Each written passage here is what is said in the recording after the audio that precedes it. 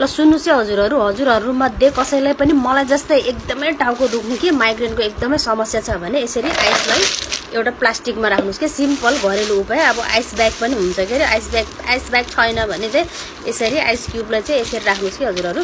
यसरी प्लास्टिकमा राख्नुस्, प्लास्टिकमा राखेर अनि हामीले यसरी ठ्याक्कै यसरी पछाडी के यहाँनिर ठ्याक्कै यो पछाडी चाहिँ यसरी राखेर आरामले यसरी गर्नुस् के यस्तो आनन्द यति आनन्द फ्रेश बनाउँछ नि यसले।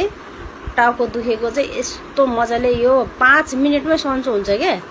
ठ्याक्कै यसरी यसरी राख्ने 5 मिनेटपछि नै हामीलाई यस्तो बिस्तारै मलाई चाहिँ त्यस्तो हुन्छ। मलाई चाहिँ टाउको दुख्यो भने मैले यस्तो गरेँ भने सन्चो हुन्छ।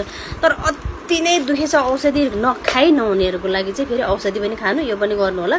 र एउटा उपाय चाहिँ यस्तो कोको बोतलहरू त अब जति भने हुन्छ नि त घरमा हैन यसरी नै के अरे फ्रिजमा राख्नुस्। फ्रिजमा राखेर यसलाई पनि अब त्यो नभए यसरी चाहिँ हामीले यसरी सेकाउन सकिन्छ के। मजाले यसरी सेकायो भने चाहिँ यस्तो आनन्द हुन्छ के। माइग्रेनको लागि त यस्तो राम्रो औषधि रहेछ।